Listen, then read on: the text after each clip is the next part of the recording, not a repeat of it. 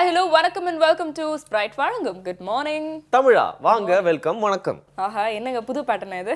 அது நம்ம வீட்டுக்குள்ளேயே கூப்பிட்டு எல்லாரையும் ஷோ பண்ற மாதிரி ஒரு சீன் கிரியேட் பண்ணிட்டு இருக்கோம். கிரியேட் பண்ணிட்டு இருக்கீங்களா? சரி, கிரியேட் பண்ணியாச்சுங்களா? கிரியேட் பண்ண உடனே ஒரு கதை சொல்லணும். இன்னைக்கு உங்களுக்கு கொடுத்திருக்க அசைன்மெண்ட் வந்து நீங்க பூர்த்தி பண்ணணும். வாசல் தெளிச்சோனே கோடம் போட சொன்னா எப்படி? பட் இனிமே நான் ஒரு சூப்பரான கதை எடுத்துட்டு வந்திருக்கேன். இது பாத்தீங்கன்னா ரீசெண்டா என் ஃப்ரெண்டு மூலியமா எனக்கு வந்த கதை. என் கதை மாதிரி வழக்கம் போல சொல்ல போறேன். ஒரு அம்மாவும் பையனும் பேசிட்டே இருந்தாங்களா. அப்ப அந்த அம்மா வந்து தன்னோட பையனை பிரில்லியன்ட் ஆக்கணும்னு சொல்லி கொஞ்சம் ஓவரா யோசிச்சு, அதாவது இப்போ இருக்க அம்மாக்களுக்குலாம் வந்து பார்த்தீங்கன்னா குழந்தை பிறந்தவனே குண்டாயிடணும், அது மட்டும் இல்லாமல் 10th படிக்கிற அளவுக்கு மூளை குழந்தைக்கு உடனே இருக்கணும் அப்படிங்கிற அளவுக்கு எக்ஸ்பெக்ட் பண்ணுறாங்க. எக்ஸ்பெக்டேஷனால் என்ன பண்ணிட்டாங்க, இந்த அம்மாவை ரொம்ப டிப்பிக்கலாக வந்து குழந்தைகிட்ட வந்து ரொம்ப இம்பார்ட்டன்ட் கொஸ்டின்ஸ்லாம் கேட்குறேன், அப்படி பிரில்லியன்டான கொஸ்டின்லாம் கேட்குறேன்னு சொல்லிட்டு குழந்தைகிட்ட கேட்குறாங்களா. நீ காட்டில் தனியாக போயிட்டே இருக்கப்பா. ஓகேம்மா. போயிட்டே இருக்கும்போது ஒரு சிங்கம் வந்துச்சுப்பா, என்ன பண்ணுவேன்? நான் ஓடி போயிடுவேன்ப்பா அப்படி சொல்லிட்டாங்களா. உடனே வந்து அம்மா சொன்னாங்களா, நீ ஓடி போனா சிங்கம் முன்னாடி வந்து நின்றுமே, உன்னோட ஸ்பீடாக ஓடுவேன்னு சொல்லிட்டாங்க. அப்படியா?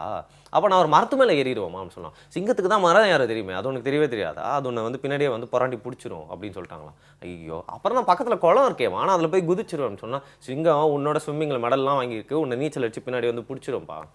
போங்கம்மா, உங்களுக்கு வேறு வேலையே இல்லை, எது சொன்னாலும் எதாவது சொல்லிக்கிட்டே இருக்கீங்க, நீங்களை டிஸ்கரேஜ் பண்ணிகிட்டே இருக்கீங்க, நீங்கள் சொல்கிறத பார்த்தா நீங்கள் என் சைடில் போல இருக்கே, சிங்கம் சைடு தானே அப்படின்னு சொல்லிட்டு கோச்சிட்டு ஓடி போயிட்டானா. அப்படிதான் வந்து பார்த்தீங்கன்னா நிறைய பேர் நம்மக்கிட்ட வந்து பிரில்லியண்டாக கொஸ்டின் கேட்குறேன்னு சொல்லி இல்லை அட்வைஸ் பண்ணுறேன் அப்படிங்கிற பேரில் வந்து பார்த்தீங்கன்னா நீங்கள் என்ன முயற்சி எடுத்தாலும் உங்ககிட்ட ஏதாவது ஒரு காரணம் சொல்லிக்கிட்டு இல்லை டிஸ்கரேஜ் பண்ணிக்கிட்டு இல்லை உங்களே ஒரு சந்தேகத்துக்குள்ளாக்கிட்டே இருப்பாங்க. அவங்களாம் இக்னோர் பண்ணிட்டு போயிட்டே இருக்கணும், அது யாராக இருந்தாலும் சரி. சரிங்க, சிங்கத்துக்கிட்ட தான் அப்படி எப்படி தான் தப்பிக்கிறதா நாம? சிங்கத்துக்கிட்ட இருந்து எப்படி தான் தப்பிக்கிறதுனா காட்டுக்குள்ளே போகாமல் இருக்கிறது. வாட்டர் சொல்யூஷன் வரும். லைன் கிங் படம் மாதிரி வந்து ஒரு குட்டி பண்ணியாவோ இல்லை தேவாங்காவோ மாதிரி சிங்கத்து கூட ஃப்ரெண்ட் ஆயிரும். இப்படிப்பட்ட கிளைமேக்ஸை நான் வந்து எதிர்பார்க்கவே இல்லை. வருண், இதை தொடர்ந்து வந்து வல்லமை கோள் பகுதியில் ஒரு முக்கியமான விஷயத்தை கற்றுக்கலாம்.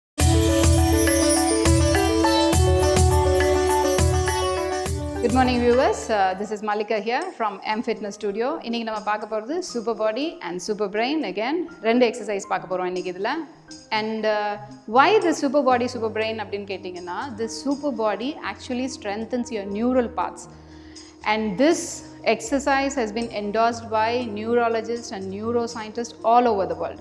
The founder of the program, Mr. Michael, is still doing a research. It is not only good for your brain and body, but it actually prevents breast cancer, and it has been worked out as a palliative cure for breast cancer patients. Even they are just doing that now, because when your stress level is reduced, most of the disease are cured actually, because 80% pathina it's all stress related disease. So doing exercise will actually get you out from stress. So please do workout every single day, and in the mari workout vande it's great for your body and great for your brain. Just 20 minutes a day, not more than that, or at least 30 minutes 3 days a week. So please do something for your body. ஒரு walking, ஒரு cardio, இல்லைனா ஒரு யோகா, ஒரு Pilatus. And the super body, if you actually feel very stressed out, get with your body, with your weights, and do the super body super brain workout. You will feel fantastic. இன்னைக்கு நம்ம பார்க்க போற ரெண்டு workout அந்த மாதிரி தான். It is actually fun, so just have fun while you do the workout and prepare your body for working out before doing the workout. Just visualize that you're just going to keep up with this workout for 20 minutes அப்படினு you visualize, you're just doing, and you feel happy after the workout. அதெல்லாம் feel பண்ணுங்க. Just visualize, get your body ready for the workout. இப்போ நம்ம பார்க்க போற ரெண்டு workout வந்து it's a very fun workout actually. Just we have Mrs. Uma and Mrs. Durga with us to show us how to do the workout. இது வந்து squat பண்ணி heel lift பண்ணி we are just going to clap our hands. அவ்வளோதான். சின்ன குழந்தைங்க clap பண்ணும்போது பார்த்தீங்கன்னா they will feel very happy. நம்மளுமே ஜென்ரலாக நீங்கள் ஹேண்ட் கிளாப் பண்ணும்போது அது ஒரு ஹாப்பினஸ் வரும். So it's like actually adding that workout with happiness actually. So this is perfect to get you in mood actually for the workout. Now just start girls, spread your legs little bit wider. Plie squat preparation. So your feet is turned out actually. So you just bend down for a squat, bend down for a squat, clap 1 2 3, raise your heel up and clap 1 2 3, good. Go down 1 2 3, good. Up 1 2 3, one more time, and up. Just keep smiling while you do this workout. Good. And stop. Nice. Now இந்த work out பண்ணும்போது என்ன நீங்கள் பார்க்கும்போது இது ரொம்ப சிம்பிளாக தெரியும் உங்களுக்கு, but they just lift their heel up. Once நீங்கள் heel lift பண்ணிங்கன்னா your whole body shift forward. Actually you need to balance against the gravity there. So அங்கே balance build பண்ணுறீங்க. When you do the squats, you work on your glutes, you work on your lower limbs, and when you do the claps, actually you work on your shoulders too, you warm up your shoulders, and clapping makes you so happy. Okay, so let us just see the second workout. இப்போ நம்ம பார்க்க போகிறது oblique rotation, அதுவும் super body super brain தான். Now just spread your legs a little bit wider and gently keep your knees soft. Okay, lift your heel up, heel lift பண்ணுங்க and raise your hands like this. Yes, head facing straight, you are just turning your oblique, so your oblique மட்டும் தான் work ஆகும். And just come back opposite side. Rotate பண்ணும்போது please do not move your neck. பரவாயில்ல, you can just practice that. Yes, neck straight இருக்கணும் and you just rotate your body alone so that you work on your obliques. Relax. Now in the workout oda benefit pathina, you stabilize your lower body and you just rotate your upper body. What happens is your oblique muscles are into action, which is going to give you a very slimmer sides actually. So you just tone your abdomen from within. Okay, this is very effective exercise for your core because you are just lifting up your legs, you are building the balance and coordination there even. Okay, so you can even do this with your eyes closed. That will be more fun actually, so that you will know where your balance is and how the gravity pulls you up and down. So you can just play around with these workouts. These workouts are really fun, so just do it at least 15 times. Or if you have back issues, please do check with your doctor because this is actually a back strengthening workout. But still, if you have any problem, you need to check with your doctor and then do it. இன்னைக்கு நம்ம பார்த்த ரெண்டு workouts, squat and clap to bring your energy up. Then we did oblique rotation. So I'll just see you soon with few more workouts. Thank you so much for watching. வல்லமைக்குள் பகுதியில் வழக்கம் போல் ஒரு பாசிட்டிவான விஷயத்தை கற்றுக்கிட்டோம். ஃபர்ஸ்ட் டாட் வச்சாச்சு, அதை சுற்றி ஒரு ஆர்ட்டே வரைய போகிறோம் இன்றைக்கி வழக்கம் போல் நம்ம ஷோவில். பட் அதுக்கு முன்னாடி ஒரு சின்ன பிரேக் எடுத்துக்கலாம். இதையும் தொடர்ந்து பார்த்தீங்கன்னா உங்களோட தலை முதல் கால் வரை பயன்பெறுமான நிறைய விஷயங்கள்லாம் வந்துட்டே இருக்குது. பார்க்க தயாராக இருங்க. வழக்கம் போல் உங்களோட good morning Tamil.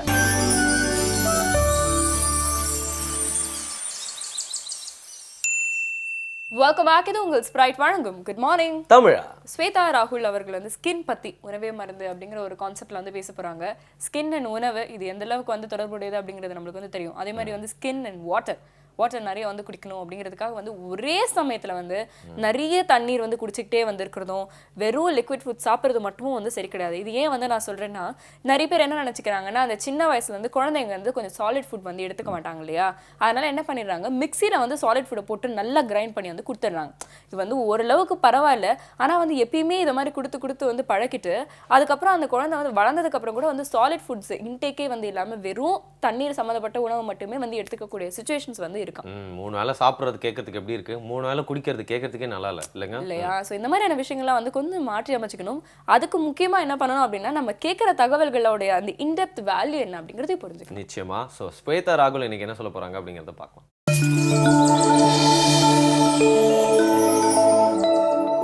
Good morning. நம்ம இன்றைக்கி பேச போகிற விஷயம் ரொம்ப காமனாக எல்லாருக்குமே அஃபெக்ட் ஆகிற ஒரு ஸ்கின் இஷ்யூ, அதாவது ஃபங்கல் இன்ஃபெக்ஷன் இல்லைன்னா பூஞ்சாங்கிருமி.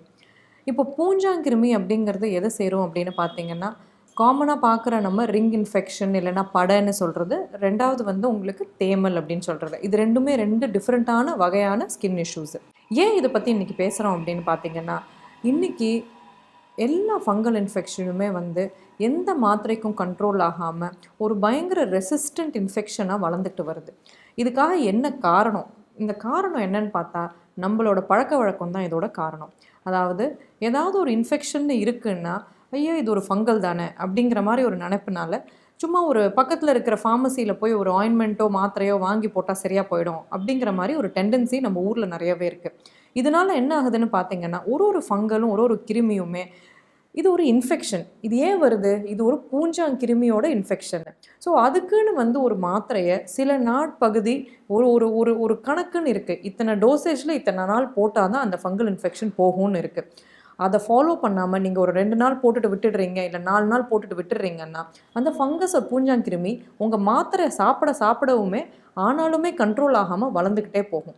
இப்போது நம்ம ஃபேஸ் பண்ணுற ப்ராப்ளம் என்னென்னு பார்த்தீங்கன்னா, ரெசிஸ்டன்ட் ஃபங்கல் இன்ஃபெக்ஷன்ஸ். ரொம்ப முக்கியமான ஒரு விஷயம் இது. ஏன்னா என்ன மாத்திரை மருந்து போட்டாலுமே ஒரு பிரயோஜனமும் இல்லாமல் அந்த ஃபங்கஸ் கிருமி வந்து வளர்ந்துக்கிட்டே போகுது. அதனால புது மாத்திரையை வந்து நம்ம தேட வேண்டிகிட்டு இருக்கு. ஸோ இதுக்காக நம்ம வீட்டில் என்ன பண்ணலாம், அது தவிர வேறு என்ன மெடிசன் எடுக்கலாம்? வீட்டில் பண்ண வேண்டியது என்னன்னு பார்த்தீங்கன்னா, நம்பர் 1 எஸ்பெஷலி ஹாஸ்டலில் படிக்கிற பசங்க, தயவு செஞ்சு உங்கள் க்ளோத்ஸையோ உங்களோட ஷூஸையோ சாக்ஸையோ ஷேர் பண்ணாதீங்க. ஏன்னா ஒருத்தர்கிட்டேருந்து ஈஸியாக இது இன்னொருத்தருக்கு இந்த பூஞ்சாங்கிருமி பரவிடும். ஏன் இந்த பூஞ்சாங்கிருமி வருது? இந்த பூஞ்சாங்கிருமிங்கிறது ஒரு இன்ஃபெக்டிவ் ஆர்கானிசம், ஒரு இன்ஃபெக்ஷன். இது உங்களுக்கு கீழே தரையிலேருந்து, கிரவுண்ட்லேருந்து, சாயில்லேருந்து வரலாம். இல்லைன்னா உங்களுக்கு உங்கள் பெட் அனிமல்ஸ் கிட்டேருந்து கூட வரலாம். இல்லைன்னா பக்கத்தில் இருக்கிறவங்க, உங்கள் ஃப்ரெண்ட்ஸ், ரிலேட்டிவ்ஸ், கூட இருக்கிற ஃபேமிலி மெம்பர்ஸ்க்கு இருக்குன்னா உங்களுக்கும் வரலாம். ஈவன் சப்போஸ் ஒரு குழந்தை இருக்குது, அவங்க அப்பா அம்மாவுக்கு இன்ஃபெக்ஷன் இருக்குன்னா அவங்க அந்த குழந்தைய ஹேண்டில் பண்ணுறதுனால அவங்க அந்த அப்பா அம்மா கிட்டேருந்து குழந்தைக்கும் பரவற சான்ஸ் இருக்குது. அதனால் ரொம்ப கேர்ஃபுல்லாக இருக்கணும். உங்கள் க்ளோத்ஸ் எதுவுமே ஷேர் பண்ணாதீங்க. எஸ்பெஷலி அண்டர் கார்மெண்ட்ஸ், சாக்ஸ், ஷூஸை ஷேர் பண்ணாதீங்க. அண்டர் கார்மெண்ட்ஸை எப்போவுமே உள்ளாடைகள் எல்லாமே நல்ல க்ளீனாக வாஷ் பண்ணிவிட்டு, டெட்டால் போட்டு தான் வாஷ் பண்ணணும். இல்லைன்னா ஏதாவது அந்த மாதிரி ஒரு டிட்டர்ஜென்ட் போட்டு, நார்மல் டிட்டர்ஜென்ட் போட்டு வாஷ் பண்ணாலே போதும். அதை வாஷ் பண்ண அப்புறம் நல்லா வெயிலில் போடுங்க. காஞ்ச அப்புறம் தான் எடுத்து போட்டுக்கணும், ஈரமாக எடுத்து போடாதீங்க. பாய்ஸ் பொறுத்த வரைக்கும் ஜீன்ஸ், ரொம்ப டைட் ஜீன்ஸ் போடுறதை அவாய்ட் பண்ணிக்கோங்க. பொண்ணுங்க லெக்கிங்ஸ், எஸ்பெஷலி நைலான் இருக்கிற லெக்கிங்ஸ் போடாதீங்க. காட்டன் பேண்ட்ஸ் போடுங்க. சாஃப்டாக காட்டனாக லூஸாக இப்போ போடுறது எஸ்பெஷலி நம்ம வெதருக்கு பெட்டர். இந்த பூஞ்சாங்கிருமி எங்கே வரும்னு பார்த்தீங்கன்னா இடுக்கில் தான் வரும் உங்களுக்கு. அதாவது கால் இடுக்கு, கை இடுக்கு. ஏன் இந்த இடத்துல வருது உங்களுக்கு? ஈவன் விரல் இடுக்கு, கால் விரல் இடுக்கில் வரலாம், உட்கார இடத்துல இடுக்கில் வரலாம். ஏன் இங்கெல்லாம் வருது அப்படின்னு பார்த்தீங்கன்னா, இங்கே எல்லாமே உங்களுக்கு ஈரப்பசை அதிகம். க்ளோஸ்ட் ஏரியாஸாக இருக்கிறதுனால, வேர்வனால ஈரப்பசம் அதிகமாக இருந்ததுனால அந்த இடத்துலலாம் இன்னும் காமனாக வருது உங்களுக்கு. ஸோ இந்த ஏரியாஸை ட்ரையாக வச்சுருக்கிறது ரொம்ப இம்பார்ட்டன்ட் உங்களுக்கு. அது தவிர நீங்கள் என்ன பண்ணலான்னா உங்களுக்கு சப்போஸ் ஒரு பூஞ்சாங்கிருமி உங்களுக்கு வருது, இல்லை இன்ஃபெக்ஷன் இருக்குது அப்படிங்கிற பட்சத்தில் கண்டிப்பாக உங்கள் ஸ்கின் ஸ்பெஷலிஸ்ட் கிட்ட மாத்திரம்தான் போகணுமே தவிர, பக்கத்தில் போய் ஃபார்மசிலேருந்து 2 ஆயின்மெண்ட் வாங்கி போடுறதோ, இல்லை பக்கத்து வீட்டுக்காரங்களுக்கு அதே பிரச்சனை இருக்குது அதனால் நானும் அதே ஆயின்மெண்ட் போடுறேன், நானும் அதே மாத்திரை எடுக்கிறேன் அப்படிங்கிறத ஃபஸ்ட்டு நிறுத்துங்க. ஏன்னா உங்களுக்கு இருக்கிற இன்ஃபெக்ஷன் அவங்களுக்கு இருக்க இன்ஃபெக்ஷனும் ஒன்றும் கிடையாது. அது வேறு பூஞ்சாங்கிருமி, இது வேறு பூஞ்சாங்கிருமியாக இருக்கலாம். மாத்திரையை கரெக்டாக உங்கள் ஸ்கின் ஸ்பெஷலிஸ்ட்டை போயிட்டு கரெக்ட் டோசேஜில் அவங்க எத்தனை நாள் சொல்கிறாங்களோ ஒரு நாள் விடாமல் மாத்திரை எடுங்க. இதனால் மாத்திரம்தான் இந்த ஸ்கின் இன்ஃபெக்ஷனை குறைக்க முடியுமே தவிர, ஏன்னா நம்ம இருக்கிற இன்றைக்கி காலத்தில் ஒரு பெரிய ஃபங்கல் ரெசிஸ்டன்ஸுங்கிறது பில்ட் ஆகிட்டு இருக்கு. அதனால் நம்ம புது மாத்திரை, புது மருந்து நம்ம ரிசர்ச் பண்ணி கண்டுபிடிக்க வேண்டியிருக்கு. இதுக்கும் மேலே நம்மளுக்கு ரிசர்ச் மருந்தே இல்லை அப்படிங்கிற அளவுக்கு நம்ம போயிடக்கூடாது. அதனால் தயவு செஞ்சு always follow your doctor's advice and go by that. Thank you. Wow, ஸ்பின்னுக்கு அஸ்வின் ஸ்பெஷலிஸ்ட்னா ஸ்கின்னுக்கு இவங்களாம் ஸ்பெஷலிஸ்ட் போல இருக்குல்ல. நம்ம ஸ்கின்னுக்கு பார்த்தீங்கன்னா சும்மா தக்கன்னு மின்றதுக்கு என்ன நல்லா பண்ணணும் அப்படிங்கிற மாதிரி ஒரு நாள் நிறைய விஷயங்கள் சொல்லிட்டே இருக்காங்க. நீங்கள் சொன்னீங்க உணவே மருந்தாக இருக்கணும்னு சொல்லிட்டு சில பேர் உணவே ஸ்கின்லலாம் தேய்ச்சிக்கிறாங்க. அது கரெக்டான உணவாக இருந்தால் சரி, சும்மா கிடைச்சதெல்லாம் தேய்ச்சிக்கணும் அப்படின்னு தேய்ச்சிக்கிட்டா ஸ்கின் பாலா போயிடும் இல்லையா? அதுக்கு தான் உங்களை மாதிரியான எக்ஸ்பர்ட் ஒப்பீனியன்ஸ் நம்மளுக்கு தேவை. என்ன மாதிரியா? இல்லைங்க, அவங்கள மாதிரி சொன்னேன், அவங்கள மாதிரி. ஸோ இதே மாதிரி அவங்கள மாதிரி நிறைய விஷயங்கள் காத்துட்டு இருக்கு. ஒரு சின்ன இடைவேளைக்கு அப்புறம் மாத்திரம் பேசலாம். இது உங்கள் ஸ்ப்ரைட் வழங்கும் குட் மார்னிங் தமிழ்.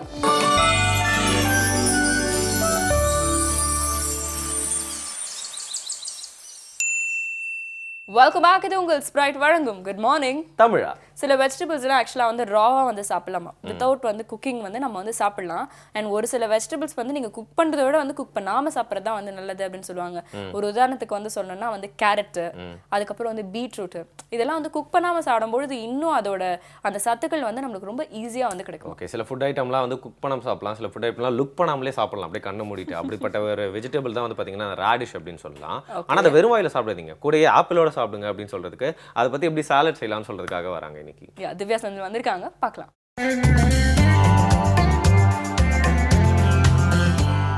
அனைவருக்கும் வணக்கம். நம்மளோட டேஸ்டி டு ஹெல்த்தி பகுதியில் நம்ம நிறையா விதமான டேஸ்டி அண்ட் ஹெல்த்தி ரெசிபிஸ் பார்த்துட்ருக்கோம்.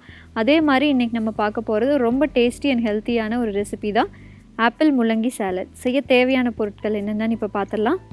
ஆப்பிள், முள்ளங்கி, குடைமிளகாய், பெப்பர் தூள், சீரகத்தூள், உப்பு, பெருங்காயத்தூள், கொத்தமல்லி. இப்போ பார்த்திங்கன்னா நம்ம முள்ளங்கி அப்படிங்கிறத பொதுவாகவே யாருமே பச்சையாக சாப்பிட்றதில்ல. என்ன ரீசன் அப்படின்னா லைட்டாக கசப்படிக்கும். அதே மாதிரி குழந்தைங்களுக்கு கொடுத்தாலும் அவங்க விரும்பி சாப்பிட மாட்டாங்க. இந்த மாதிரி நம்ம சாலட்டு, அதே மாதிரி ஜூஸஸ் இதிலெல்லாம் நம்ம இன்க்ளூட் பண்ணி கொடுத்தோன்னா அவங்களுக்கே தெரியாமல் அவங்க எடுத்துக்குவாங்க. இப்போ இந்த சாலட் எப்படி பண்ணுறதுன்ட்டு பார்க்கலாம். ஃபஸ்ட்டு ஆப்பிள் ஆட் பண்ணிக்கிறேன். எல்லாமே நான் தோலோடு கட் பண்ணி வச்சுருக்கேன். ஆப்பிள்,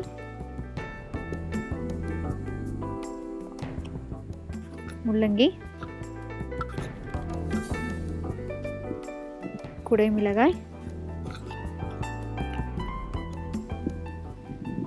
சீரகத்தூள், மிளகுத்தூள்,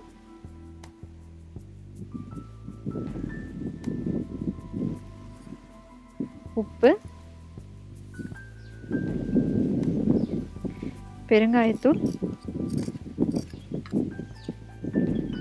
இதை வந்து நல்லா மிக்ஸ் பண்ணிக்கலாம்.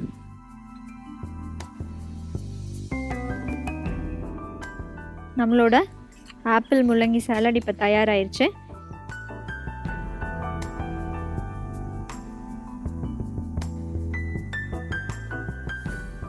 இப்போ ரெகுலராகவே பார்த்தீங்க அப்படின்னா முள்ளங்கி அப்படிங்கிறது வந்து நம்ம பச்சடியாவோ இல்லை சாம்பார்லேயோ தான் ஆட் பண்ணி சாப்பிடுவோம். ஆனால் இந்த மாதிரி முள்ளங்கி வந்து நம்ம ராவாக எடுத்துக்கும் போது அதில் இருக்க எந்த சத்துமே வந்து அழியாமல் நம்மளுக்கு கிடைக்கும். இப்போ நீங்கள் உங்களோட டயட்டில் வந்து முள்ளங்கி அதிகமாக சேர்த்திட்டீங்க அப்படின்னா ஜாண்டிஸ் வராமல் வந்து உங்களுக்கு ப்ரிவெண்ட் பண்ணும். இந்த ஆப்பிள் முள்ளங்கி சாலட் நீங்களும் கண்டிப்பாக உங்கள் வீட்டில் ட்ரை பண்ணி பாருங்கள். மீண்டும் நாளை வேறொரு வித்தியாசமான உணவுடன் சந்திக்கிறேன். நன்றி, வணக்கம். இந்த ரேடிஷும் ஆப்பிளும் சேர்ந்து வந்து சாலட் அப்படின்னு நினச்சேன். ஆனால் ஒரு பேலடே ஆடி இருக்கு இல்லையா? சூப்பரான ஒரு டிஷ் சொல்லிட்டு போயிருக்காங்க. இதை வந்து நிறைய விஷயங்களும் வந்து தொடர்ச்சியாக காத்துட்டு இருக்கு. ஒரு சின்ன இடைவேளைக்கு அப்புறமா தொடர்ந்து பேசலாம். இது உங்கள் ஸ்ப்ரைட் வழங்கும் குட் மார்னிங். அஃப்கோர்ஸ் தமிழா. வெல்கமாக, இது உங்கள் ஸ்ப்ரைட் வழங்கும் குட் மார்னிங் தமிழா. ஓய்வு பெற்ற ஸ்பீக்கர் கலைமூர்த்தி அவர்கள் ஒவ்வொரு நாளும் வந்து ஒரு டாபிக் பற்றி நம்மளுக்கு வந்து சொல்லிட்டு இருக்காங்க இல்லையா? இன்ஃபேக்ட் வந்து நம்ம வந்து ஒன்று பிளான் பண்ணலாம். இந்த டாபிக்ஸ்லாம் வச்சு நம்ம வந்து ஒரு டெஸ்ட் வந்து ரெடி பண்ணணும். என்னென்ன சொல்லியிருக்காரு, என்னென்ன பாயிண்ட்ஸ், எத்தனை பேர் பதில் சொல்றாங்க அப்படின்னா கொஞ்சம் கியூரியஸா இருக்கும்ல. சாரே அதுக்கப்புறம் கரெக்ட் பண்ணிட்டு விட்டார்னா அதுக்கப்புறம் நம்ம தான் நிறைய மிஸ்டேக்ஸ் பண்ணிடுவோம். ஐயோ ஆமா இல்லையா, அவர் ஒரு டீச்சர் வேற இல்ல, அதை நான் வந்து மறந்துட்டேன்ல. Exactly, I still teaching. நிறைய பேருக்கு இன்ஸ்பிரேஷனல் ஸ்பீச்லாம் கொடுத்துருக்காரு. அதில் ஒரு கிளிம்ஸ் தான் டெய்லி நம்மளுக்கு கொடுத்துட்டு இருக்காரு அப்படின்னு சொல்லலாம். இன்னைக்கு எப்படி நல்ல பயனுள்ள விஷயமா என்ன பேச போறாரு அப்படிங்கிறத பார்க்கலாம்.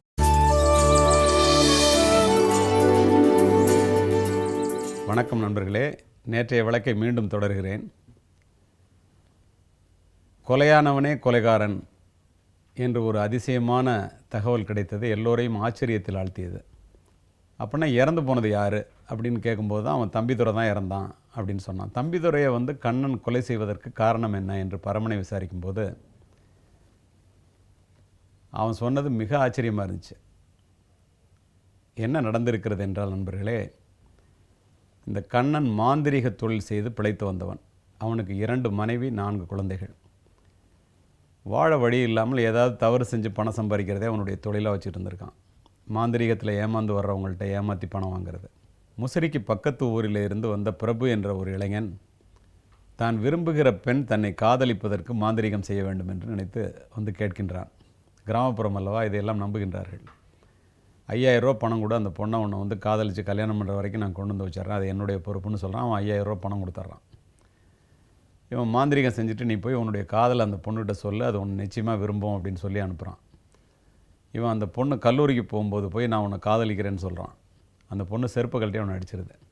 அடிப்பட்ட அந்த வேகத்தோடு இவன்ட்ட வர்றான். உன் பேச்சை கேட்டு நான் போனேன், எல்லாருக்கும் முன்னால் என்னை செருப்படி வாங்க வச்சுட்டேன், நீ பணத்தை திரும்பி கொடுறான்னு கேட்குறான். நீ ஏதோ ஒரு தவறு நடந்திருக்கு, நான் சொன்னபடி நீ நடக்கலை, இன்னும் ஒரு தடவை நீ என்னை நம்பு, இன்றைக்கு நைட்டு ஒரு மாந்திரிகம் பண்ணினா நிச்சயமாக உன்னுடைய எண்ணம் நிறைவேறும்னு அவனை ஏமாத்துறான். அவ்வளோ திறமையாக பேசக்கூடியவன். அதை நம்பி அவன் போகிறான்.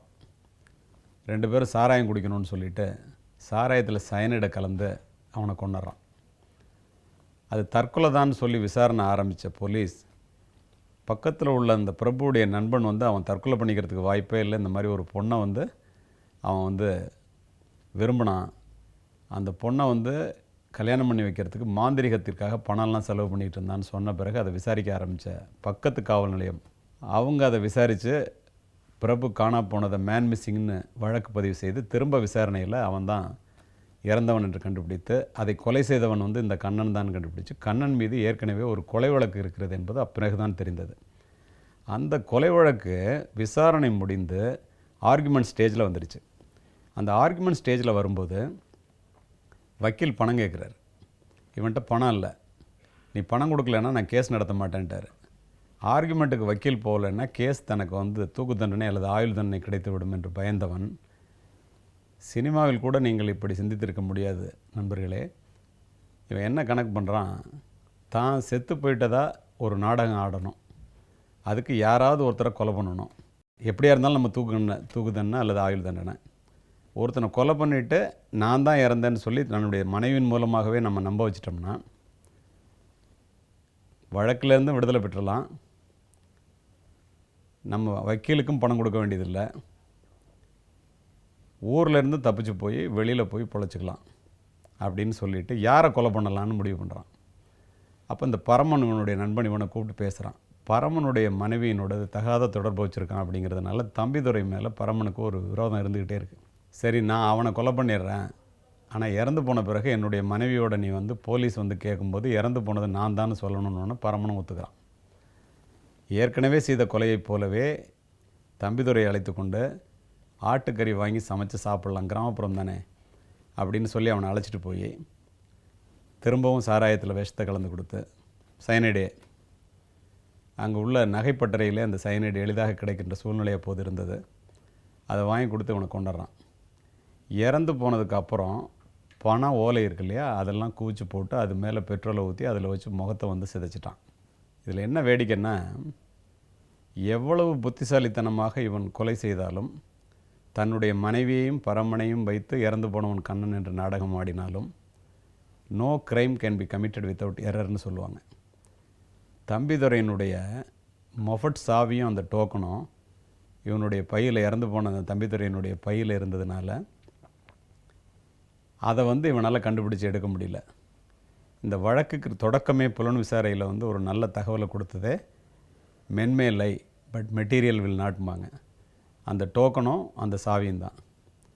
அதுக்கப்புறம் இந்த ரமாட்டை வந்து எப்படி வந்து நீ வந்து உன்னுடைய கணவனே இல்லாத போது கணவன்னு சொன்னேன்னா, நான் இறந்துட்டதா ஒரு நாடகம் ஆடணும், அதை நீ சக்ஸஸ்ஃபுல்லாக செய்யணும்னு முந்தின நாள் பூரா என்கிட்ட சொன்னார் சார், அதனால் என்னால் மீறி நடக்க முடியல அப்படின்னு சொல்லிட்டான். இப்போ அந்த குற்றவாளியை நாங்கள் பிடிச்சாகணும். எப்படி பிடிக்கிறது? அவன் அப்ஸ்காண்டிங்கில் இருக்கான்.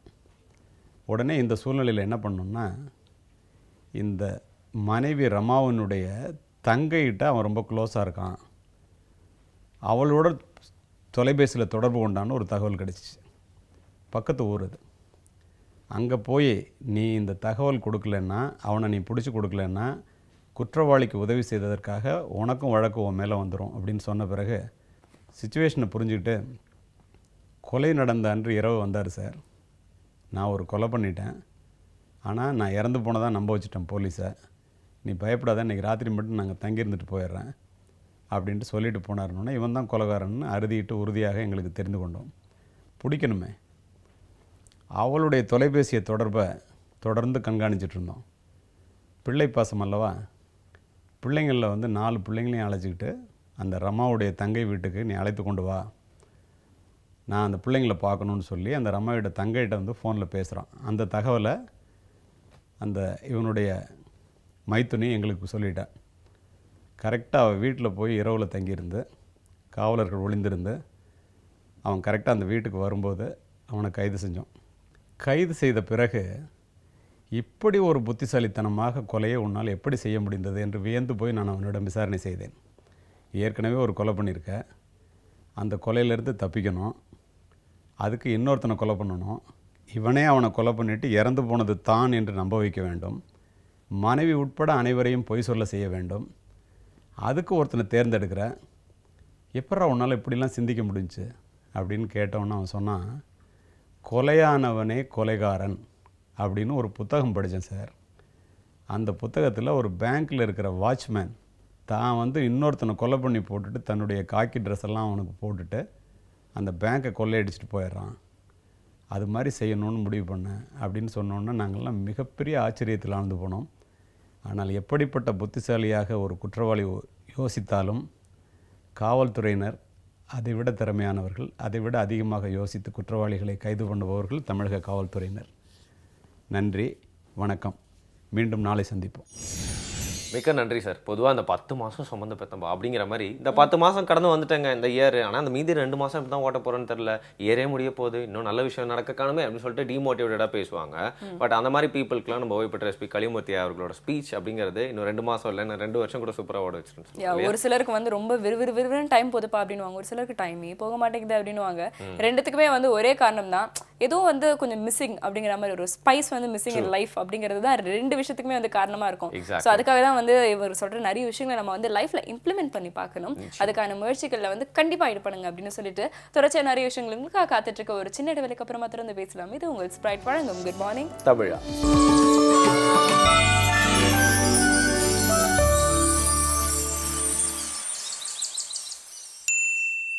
Welcome back. இது உங்கள் ஸ்ப்ரைட் வழங்கும் குட் மார்னிங் தமிழா. செய்தி தொலைகளில் வந்து இன்னைக்கு ஒரு இன்ட்ரெஸ்டிங்கான நியூஸ் வந்து காத்துட்டு இருக்கு. பீயிங் ஹாப்பி என்னென்ன ஸ்டெப்ஸ் அப்படிங்கிற மாதிரி சில விஷயம். அடேங்கப்பா, அப்ப எனக்கே ரொம்ப தேவைதாங்க. பார்க்கலாம்.